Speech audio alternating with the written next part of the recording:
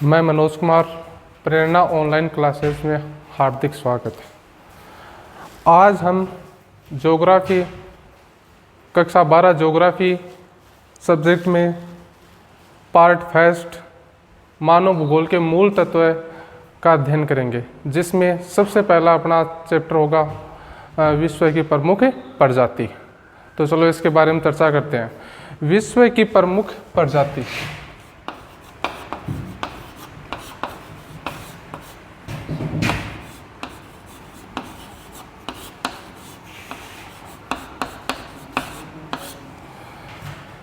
विश्व में कुछ प्रजातियां वातावरण के साथ समायोजन कर अपना जीवन यापन मतलब अच्छी तरीके से कर रहे हैं, लेकिन कुछ प्रजातियां हैं वो आज भी आदिम ढंग से अपना जीवन यापन कर रही हैं। जो आदिम ढंग से अपना जीवन यापन कर रही हैं उन प्रजातियों में सबसे पहले देखिए कौन कौन सी प्रजातियां हैं। वो हैं, सबसे पहले है ध्रुवीय व ठंडे प्रदेशों के निवासी। ध्रुवीय व ठंडे प्रदेशों के निवासी। ध्रुवीय व ठंडे प्रदेशों के निवासियों में प्रमुख रूप से एस्किमो,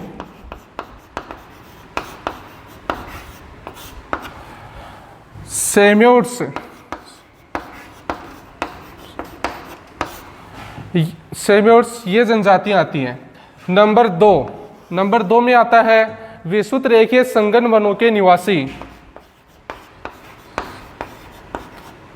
विस्तृत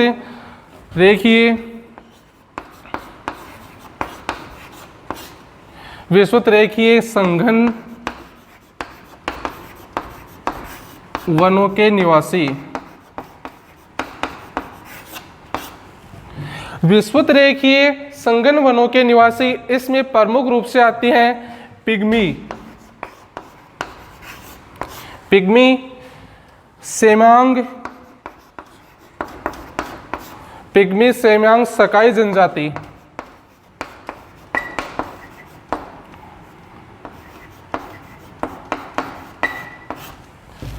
नंबर तीन पे बात आती है उष्ण व शुष्क कालाहारी।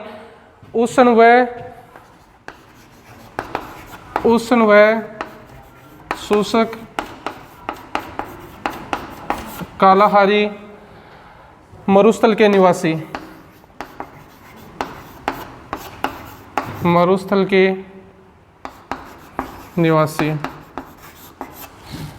उष्ण व शुष्क कालाहारी मरुस्थल के निवासी। उष्ण व शुष्क कालाहारी मरुस्थल के निवासी इस क्षेत्रों में प्रमुख रूप से आते हैं बुशमैन जनजाति।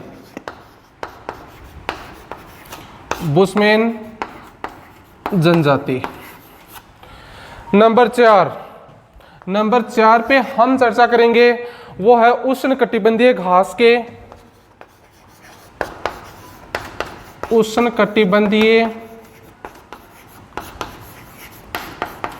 उष्णकटिबंधीय घास क्षेत्रों के निवासी। उष्णकटिबंधीय घास क्षेत्रों के निवासी। अब देखिए, एक तो होता है उष्णकटिबंधीय घास क्षेत्रों के निवासी और एक होता है शीतोष्ण कटिबंधीय घास क्षेत्रों के निवासी। जो उष्णकटिबंधीय घास क्षेत्रों के निवासी, इसमें प्रमुख रूप से कौन कौन से निवास करते हैं? मसाई व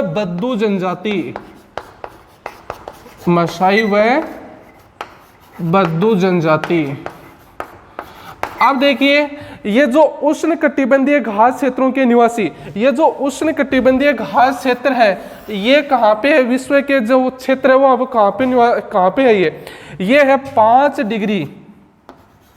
5 डिग्री से लेके 30 डिग्री अक्षांशों के मध्य 5 डिग्री से लेके 30 डिग्री अक्षांशों के मध्य ये कौन सा क्षेत्र? उष्णकटिबंधीय घास क्षेत्र पाया जाता है। अब देखो, जो ये मसाई व बद्दू जनजाति है, कहाँ पे? इसका मतलब क्या हुआ? इसका मतलब ये हुआ कि जो ये मसाई व बद्दू जनजाति है वो कहाँ पे निवास करती हैं? वो करती हैं 5 डिग्री से लेके 30 डिग्री अक्षांशों के मध्य। अब देखिए जो 5 डिग्री से लेके 30 डिग्री अक्षांशों के मध्य इस क्षेत्र में जो वर्षा है, वर्षा कितनी होती है? 100 सेंटीमीटर। वर्षा कितनी होती है? 100 सेंटीमीटर वर्षा होती है। और जो ये उष्णकटिबंधीय घास क्षेत्र, इसमें जो प्रमुख जो ये इसमें जो ये जो क्षेत्र वो कौन कौन से? यहाँ पे जो एक घास है, जो घास की वो जो लंबाई होती है वो कितनी है? 1.8 से लेके और 3 मीटर तक। कितनी? 1.8 से लेके 3 मीटर तक इसकी जो घास की लंबाई पाई जाती है। एक बार दोबारा देखिए, उष्णकटिबंधीय घास क्षेत्र, उष्णकटिबंधीय घास क्षेत्र कहाँ पे? 5 डिग्री से लेकर 30 डिग्री अक्षांशों के मध्य कौन सा क्षेत्र पाया जाता है? ये पाया जाता है उष्णकटिबंधीय घास क्षेत्र। इसमें और क्या विशेषता है? इसमें विशेषता प्रमुख रूप से यहाँ पे वर्षा कितनी? 100 सेंटीमीटर। और जो वहाँ पे जो घास पाई जाती है उसकी जो ये लंबाई कितनी होती है? 1.8 से लेके 3 मीटर तक जो घास की लंबाई है वो पाई जाती है। और देखिए अब इसमें देखिए इसमें कौन कौन से क्षेत्र हैं, ये इसमें कौन कौन से क्षेत्र हैं? तो इसके क्षेत्र देखिए, इसके क्षेत्र हैं सवाना। सवाना, सवाना कहाँ पे? सवाना है सूडान। सूडान में इस क्षेत्र को क्या नाम से जाना जाता है? सवाना। दूसरे नंबर पे आता है कंपास, लानोस, और लास्ट पे आता है पार्कलैंड।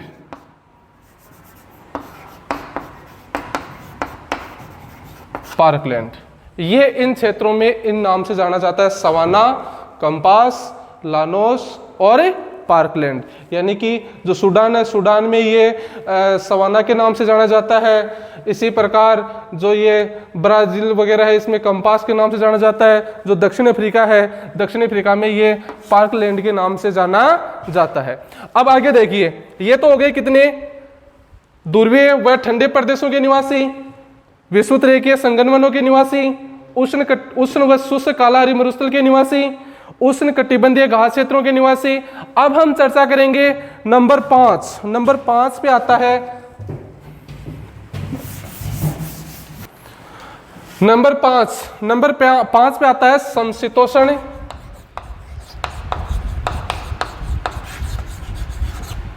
समशीतोष्ण कटिबंधीय,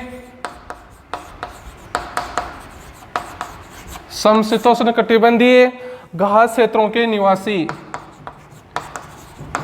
घास क्षेत्रों के निवासी। अब देखो, समशीतोष्ण कटिबंधीय घास क्षेत्रों के निवासी, समशीतोष्ण कटिबंधीय घास क्षेत्रों के निवासी में कौन कौन सी जनजाति निवास करती है? किर्गिज जनजाति। कौन सी जनजाति निवास करती है? किर्गिज जनजाति।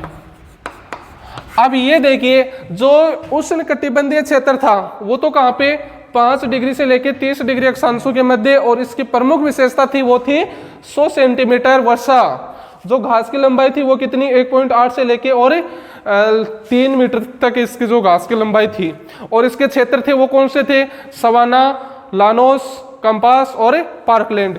इसी प्रकार जो समशीतोष्ण कटिबंधीय घास क्षेत्रों के निवासी हैं, ये कहाँ पे पाए जाते हैं संसार? तो ये पाए जाते हैं 30 डिग्री से लेके और 45 डिग्री अक्षांशों के मध्य।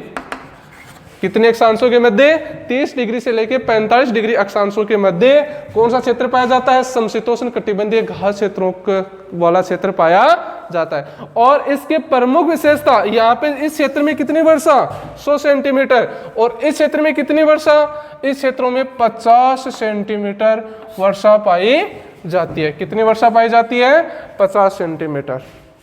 फिर देखिए इसके क्षेत्र कौन कौन से? समशीतोष्ण कटिबंधीय घास क्षेत्र, इसके क्षेत्र कौन कौन से हैं? इसके क्षेत्र जैसे प्रेरी, उत्तरी अमेरिका, पंपास, दक्षिणी अमेरिका, साइबेरिया में, यूरेशिया क्षेत्रों में, यूरेशिया क्षेत्र, दक्षिण अफ्रीका, वेल्स, और जो ऑस्ट्रेलिया है इसमें डाउन्स वगैरह इसके प्रमुख क्षेत्र हैं। तो अब आगे देखिए, 5 हो गए। नंबर 6 पे बात आती है। नंबर 6 की दुर्गम पहाड़ी व पठारी क्षेत्रों के निवासी। दुर्गम पहाड़ी व पठारी क्षेत्रों के, दुर्गम पहाड़ी व पठारी क्षेत्रों के निवासी। दुर्गम पहाड़ी व पठारी क्षेत्रों के निवासी, इसमें कौन कौन सी जनजाति पाई जाती है? तो इसमें प्रमुख रूप से पाए जाते हैं भील। अपने राजस्थान में कहाँ पे पाए जाते हैं? जैसे डूंगरपुर वगैरह, डूंगरपुर बांसवाड़ा वगैरह, वहां पे कौन सी जनजाति पाई जाती है? भील। गौड़, सथाल, मीणा, नागा व अन्य जनजातियां पाई जाती है। यानी कि दुर्गम पहाड़ी व पठारी क्षेत्रों के निवासी, इसमें कौन कौन सी जनजाति पाई जाती है? भील, गौड़, सथाल, मीणा, नागा, ये जनजातियां पाई जाती है। तो एक बार इसका दोबारा रिवाइज करेंगे। तो देखिए, यानी कि विश्व की प्रमुख जनजातियां जो आज भी आदिम ढंग से अपना जीवन यापन कर रही हैं। आदिम ढंग का मतलब यानी कि जो शुरुआती समय में, आदिम ढंग का मतलब क्या होता है? जो शुरुआती समय में जैसे आखेट करना, वनों में जो कृषि वगैरह है इस पे निर्भर रहना। तो यानी कि अपना जीवन किस पे निर्भर कर रहे हैं? आदिम ढंग से। ये जो प्रमुख जो 6 जनजातियां हैं वो अपना जीवन आज भी आदिम ढंग से अपना जीवन यापन कर रही हैं। तो इसमें देखिए, सबसे पहले बात आती है कौन सी? ध्रुवीय व ठंडे प्रदेशों के निवासी। ध्रुवीय व ठंडे प्रदेशों के निवासी, इसमें कौन कौन सी जनजाति पाई जाती है? एक तो एस्किमो और दूसरी सेम्योट्स। नंबर 2, विषुवत रेखीय संघन वनों के निवासी। विषुवत रेखीय संघन वनों के निवासी इस क्षेत्रों में पाई जाती है पिग्मी, सेम्यांग, सकाई जनजाति। नंबर 3, उष्ण व शुष्क कालाहारी मरुस्थल के निवासी। इसमें प्रमुख जनजाति पाई जाती है बुशमैन जनजाति और उष्ण कटिबंधीय घास क्षेत्रों के निवासी। इसमें जो जनजाति पाई जाती है मसाई व बद्दू जनजाति। और नंबर 5 पे बात आती है समशीतोष्ण कटिबंधीय घास क्षेत्रों के निवासी। इसमें कौन सी जनजाति पाई जाती है? खिरगिश जनजाति पाई जाती है। नंबर 6 पे बात होती है दुर्गम पहाड़ी व पठारी क्षेत्रों के निवासी। दुर्गम पहाड़ी व पठारी क्षेत्रों के निवासी, इसमें पाए जाते हैं भील, गौड़, सथाल, मीणा, नागा व अन्य। ये प्रमुख 6 जनजातियां हैं। अब देखो, ये जो प्रमुख 6 जनजातियां हैं, इसमें हम सबसे पहले किसकी चर्चा करेंगे? एस्किमो जनजाति की हम चर्चा करेंगे। एस्किमो जो जनजाति है वो, इसके क्षेत्र कौन कौन से हैं? इसका जो आर्थिक क्रियाकलाप कौन कौन सा है? कि मतलब ये लोग क्या क्या करते हैं, क्या खाते हैं, क्या पीते हैं, कैसे, मतलब ये आर्थिक क्रियाकलाप की बात होगी। इसका शिकार करने का तरीका है वो क्या क्या है? नंबर 3 पे बात होगी इसका जो मतलब इसका जो निवास घर है, इसका मकान वगैरह किस प्रकार का है, ये यंत्र उपकरण किस प्रकार के काम में लेते हैं, ये लोग हैं जो वो समाज व संस्कृति, मतलब इसका समाज व संस्कृति किस प्रकार की है, ये लोग किसकी पूजा वगैरह करते हैं, ये इसका समाज मतलब किस प्रकार का, ये कैसा जीवन यापन करते हैं, ये वातावरण समायोजन में ये आज के वातावरण से किस प्रकार से अपना समायोजन करते हैं, तो ये इसकी चर्चा करेंगे। हाँ, तो चलो अब आप सबसे पहले किसकी बात करते हैं? एस्किमो जो जनजाति है इसका निवास क्षेत्र। एस्किमो जो जनजाति है इसका निवास क्षेत्र कौन कौन सा है? तो देखिए, एस्किमो जनजाति है इसका निवास क्षेत्र है, ये एस्किमो लोग हैं वो कहाँ पे निवास करते हैं। सबसे पहले हमने बात की थी कि ये लोग हैं वो ठंडे व ध्रुवीय व ठंडे प्रदेशों के निवासी हैं। अब ध्रुवीय व ठंडे प्रदेशों में भी ये लोग कहाँ पे निवास करते हैं? तो देखिए, ये इनका जो निवास क्षेत्र है वो है उत्तरी कनाडा, उत्तरी कनाडा व ग्रीनलैंड, उत्तरी कनाडा व ग्रीनलैंड। उत्तरी कनाडा व ग्रीनलैंड में कौन से निवास करते हैं? एस्किमो। कौन से निवास करते हैं? एस्किमो। इसी प्रकार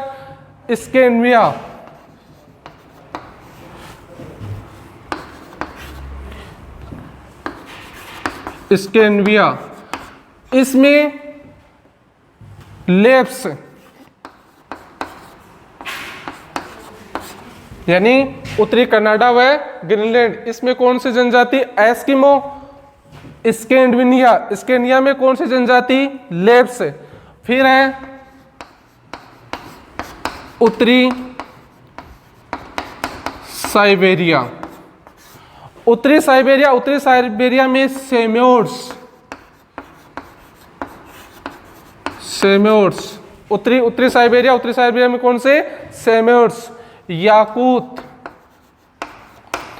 चकची व तुंग नाम से जाने जाते हैं।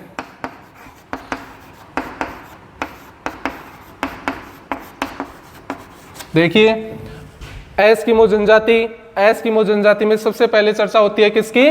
निवास क्षेत्र, यानी कि ये लोग हैं, एस्किमो लोग हैं, वो कहाँ पे निवास करते हैं? तो एस्किमो लोग हैं वो निवास करते हैं उत्तरी कनाडा व ग्रीनलैंड। उत्तरी कनाडा व ग्रीनलैंड में इसको क्या नाम दिया गया है? एस्किमो नाम से जाने जाते हैं। इसी प्रकार स्कैंडिनेविया में इसका किस नाम से जाना जाता है? लेप्स जनजाति के नाम से जाना जाता है। उत्तरी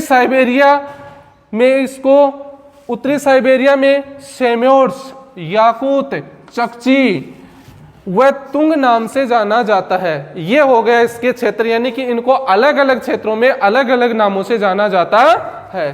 तो ये हो गए इसके क्षेत्र। अब हम बात करेंगे वो किसकी होगी? आर्थिक क्रियाकलाप।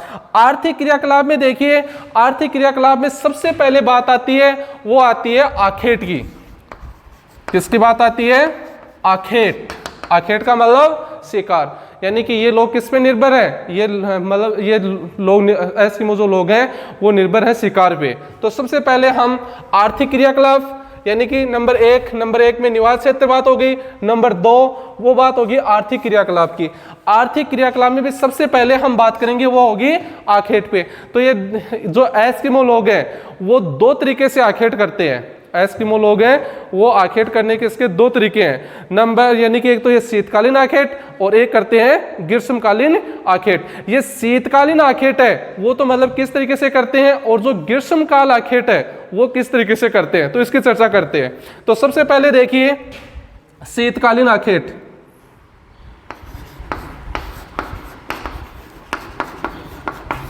शीतकालीन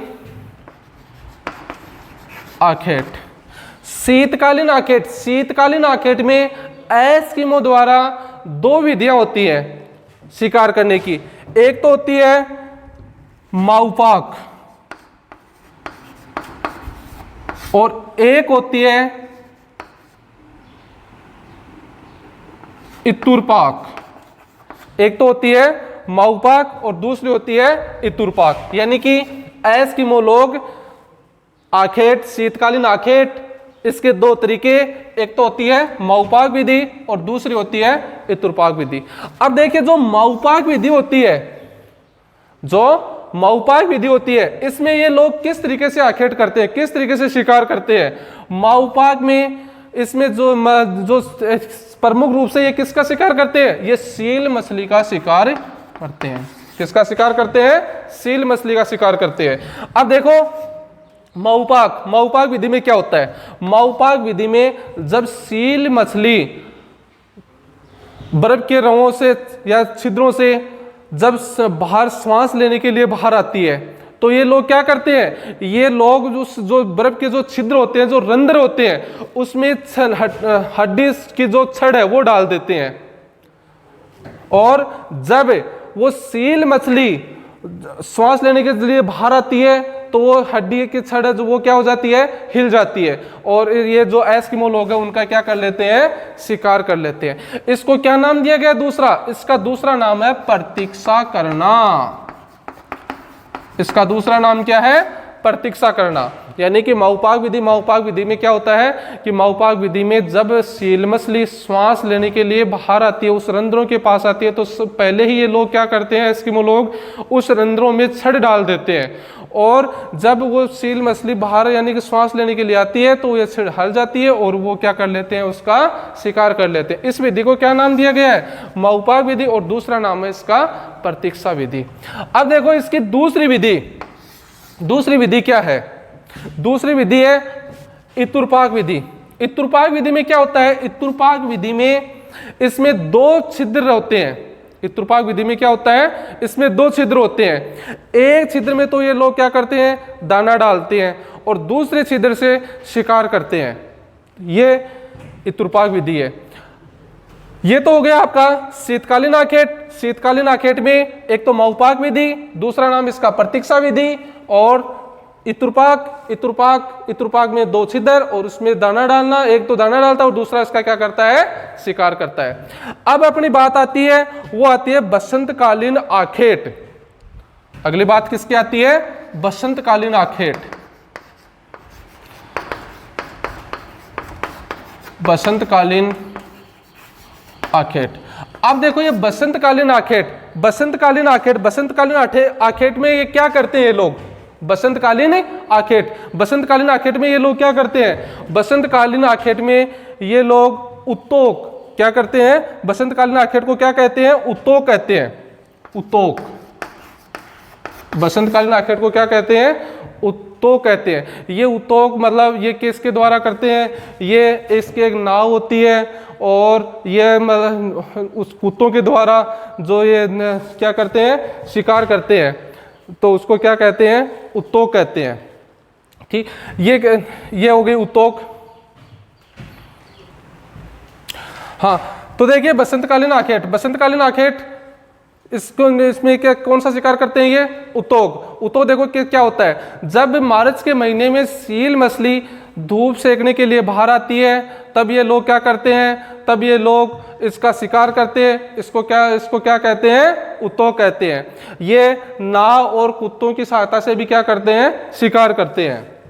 फिर बात आती है, आखेट की बात हो गई। अगली बात आती है भोजन।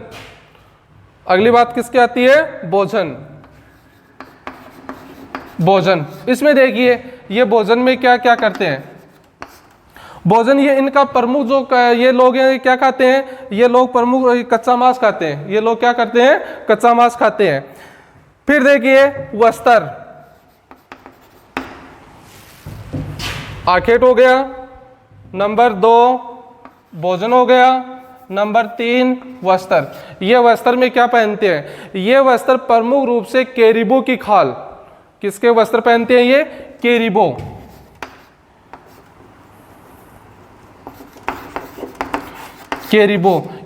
के खाल के वस्त्र पहनते हैं। कैरिबो की खाल के वस्त्र ये लोग क्यों पहनते हैं, कैरिबो की खाल के वस्त्र इसलिए पहनते हैं क्योंकि ये अन्य जो सील मछली वगैरह होती है उसकी अपेक्षा इसकी खाल वो क्या होती है, गर्म होती है, हल्की होती है, इसलिए ये लोग क्या करते हैं, कैरिबो की खाल के वस्त्र पहनते हैं। इसके साथ साथ जो ध्रुवीय भालू है उसके खाल के वस्त्र भी पहनते हैं।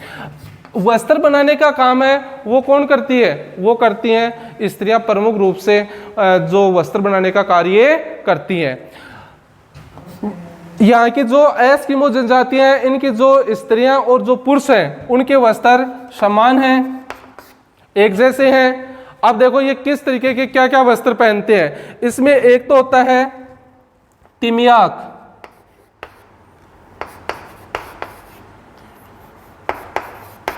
एक होता है अनोहाक। तिमियाक देखो क्या होता है, तिमियाक ये जर्सी नुमा बोएदार, ये जो तिमियाक एस्किमो द्वारा पहने जाने वाला ये वस्त्र होता है, ये बाएदार जर्सी नुमा वस्त्र होता है। और इसके ऊपर तिमिया के ऊपर पहने जाने वाले को क्या कहते हैं, अनोहा कहते हैं। ये लोग सील मछली की बने जूते यानी कि सील मछली की बने हुए जूते भी पहनते हैं खाल से, जो इसको क्या कहते हैं, कर्मिक। क्या कहते हैं, कर्मिक, यानी कि सील मछली की खाल से बने हुए जूतों को भी पहनते हैं, इसको क्या नाम दिया गया है, कर्मिक। तो एक बार दोबारा देखिए, ये लोग वस्त्र किसके पहनते हैं, कैरिबो की खाल। कैरिबो की खाल का वस्त्र क्यों पहनते हैं, कैरिबो की खाल का वस्त्र इसलिए पहनते हैं क्योंकि ये अत्यधिक इसकी खाल वो क्या होती है, गर्म होती है, सील मछली की अपेक्षा क्या होती है, गर्म होती है। इसके साथ साथ ये जो भालू, जो ध्रुवीय भालू होता है, उसकी खाल के वस्त्र भी पहनते हैं। वस्त्र बनाने का काम कौन करती हैं, वस्त्र बनाने का काम करती हैं वह जो वहाँ की स्त्रियां हैं, वो वस्त्र बनाने का कार्य करती हैं। फिर देखिए, इनके जो वस्त्र होते हैं उसको क्या क्या नाम दिया गया है, तिम्याग। तिम्याग क्या होता है, ये बोएदार जर्सी नुमा ये वस्त्र होता है जिसका नाम तिम्याग होता है। और जो तिम्याग के ऊपर पहने जाने वाले को क्या कहते हैं, अनोहाक। ये इनके वस्त्र हैं। इनके जो जूते होते हैं वो सील मछली के द्वारा बने हुए जूते होते हैं, जिसको क्या नाम दिया गया है, जिसका नाम होता है कर्मिक। चलो देखिए आगे, निवास घर। निवास घर में इसका जो मकान होता है वो कैसा क्या होता है। जो निवास घर में जो एस्किमो जो जनजाति है वो अपना मकान किससे बनाती है, बर्फ से बनाती है। जो बर्फ से बने हुए मकानों को क्या कहा जाता है, बर्फ से बने हुए मकानों को इग्लू कहा जाता है। बर्फ से बने हुए मकानों को क्या कहते हैं, इग्लू। कई बार एग्जाम में पूछा जाता है कि इग्लू किसे कहते हैं, तो एस्किमो द्वारा बनाए जाने वाले बर्फ के मकानों को क्या कहते हैं, इग्लू कहते हैं। फिर देखिए आगे बात आती है यंत्र व उपकरण। यंत्र व उपकरण। यंत्र व उपकरण में देखिए कि ये लोग किस किस प्रकार के क्या क्या यंत्र काम में लेते हैं। तो ये सबसे पहले काम में लेते हैं कयाक। कयाक ये क्या होता है, कयाक। कयाक नाव, छोटी नाव होती है। कयाक क्या होती है, छोटी नाव होती है, जो एस्किमो लोग शिकार के समय काम में लेते हैं। ये जो नाव होती है इसकी जो ये 5 मीटर लंबी, 5 मीटर लंबी और 1.5 मीटर चौड़ी होती है। कयाक छोटी नाव होती है एस्किमो द्वारा काम में ली जाने वाली। दूसरे नंबर पे होती है उमियाक। उमियाक, उमियाक देखिए, उमियाक होती है बड़ी नाव। कयाक छोटी नाव और उमियाक होती है बड़ी नाव। नंबर 3 नंबर पे आता है हार्पून। हार्पून, हार्पून ये एस्किमो द्वारा काम में लिया जाने वाला हथियार होता है, ये हार्पून। फिर है स्लेज। स्लेज, ये स्लेज इनकी गाड़ी होती है। स्लेज इनकी गाड़ी होती है और ये जो गाड़ी होती है वो किसके द्वारा खींची जाती है, वो खींची जाती है रेंडियरों के द्वारा। यानी कि स्लेज एस्किमो द्वारा काम में ली जाने वाली गाड़ी होती है और ये किसके द्वारा खींची जाती है, रेंडियरों के द्वारा खींची जाती है। तो यानी कि यंत्र व उपकरण। यंत्र व उपकरण में नंबर 1 कयाक, उमियाक, हार्पून और स्लेज। कयाक छोटी नाव, उमियाक बड़ी नाव, हार्पून इनका जो हथियार वगैरह होता है वो होता है, और जो स्लेज होती है वो गाड़ी होती है, और ये किसके द्वारा खींची जाती है, वो रेंडियरों के द्वारा खींची जाती है।